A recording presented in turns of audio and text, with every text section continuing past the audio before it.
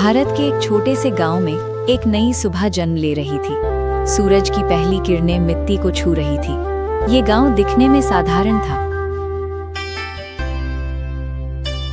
लेकिन इसकी सादगी में गहरी शांति थी। यहाँ दिन की शुरुआत मेहनत से होती थी। लोग कम में भी खुश रहना जानते थे।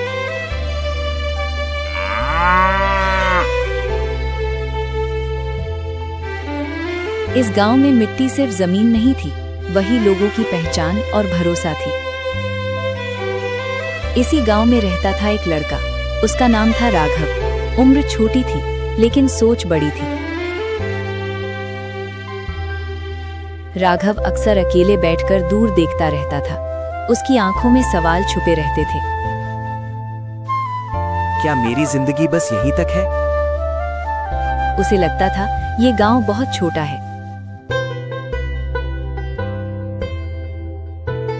शहर के सपने उसे बार बार बुलाते थे, लेकिन रास्ता उसे समझ नहीं आता था। माँ उसे आवाज देती थी। उसके स्वर में चिंता और प्यार होता था। राघव कुछ नहीं कहता था। क्या मैं अपने माँ बाप को छोड़ सकता हूँ? उसके मन में जवाबों से ज्यादा सवाल थे, और हर सवाल उसे बेचैन करता था। खेतों में राघव के बाबा काम कर रहे थे। सूरज तेज था, जमीन गर्म थी, फिर भी बाबा रुके नहीं। बाबा कम बोलते थे, लेकिन उनका काम बहुत कुछ कहता था। मेहनत ही उनका विश्वास थी। राघव दूर से अपने बाबा को देख रहा था। उसकी नजर पहली बार ठहर गई।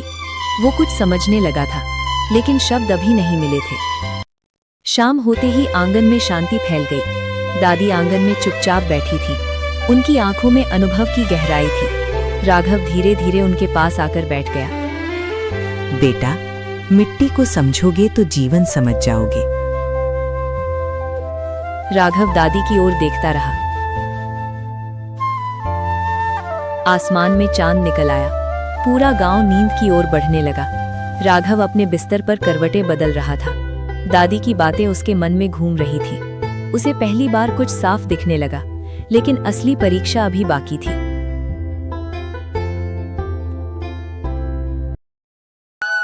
अगली सुबह गांव में अजीब सी खामोशी थी। खेतों की मिट्टी फटने लगी थी। बारिश को कई हफ्ते बीत चुके थे। राघव खेत की ओर चला गया। उसकी आवाज में डर साफ था। गांव वाले इकट्ठा होने लगे। पानी नहीं आया तो फसल खत्म है।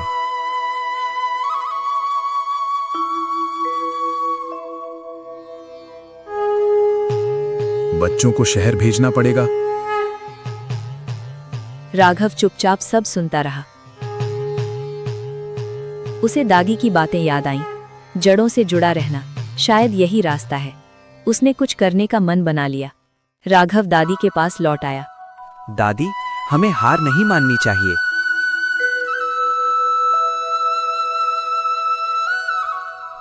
मेहनत कभी खाली नहीं जाती। उसी पल एक नई उम्मीद में जन्म लिया।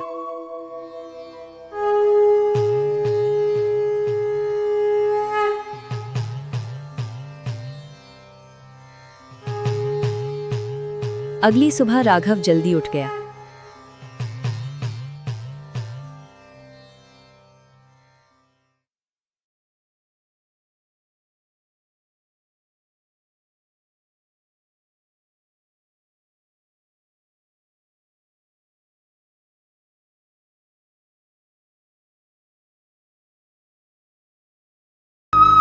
अब क्या किया जा सकता है?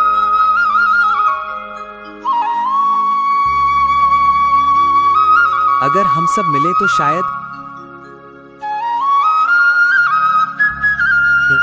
काम शुरू करने का फैसला हो गया। छोटे बड़े सब साथ आ गए।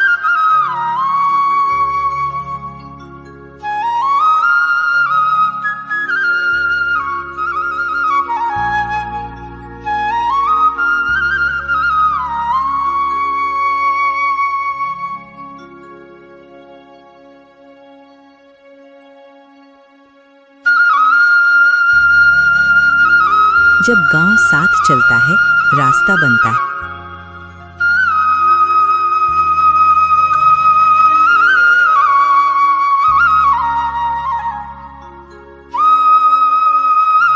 उम्मीद अब मेहनत में बदल चुकी थी। अगली सुबह पूरा गांव इकट्ठा हो गया। किसी के हाथ में फावड़ा था, किसी के हाथ में टोकरी। कुएं की खुदाई शुरू हो चुकी थी।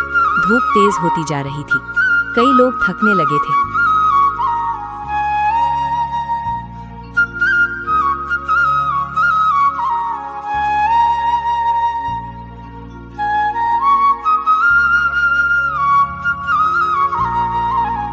अगर आज रुक गए तो कल भी रुक जाएंगे। राघव ने सबकी ओर देखा। कुछ चेहरे फिर से चमक उठे। एक एक कर सब दोबारा लग गए। सूरज ढलने लगा था। सब थके थे पर रुके नहीं। आज गांव पहले से ज्यादा एक था, लेकिन असली नतीजा अभी आना बाकी था। उस रात आसमान अजीब सा भारी था। हवा में कुछ बदलने का एहसास था।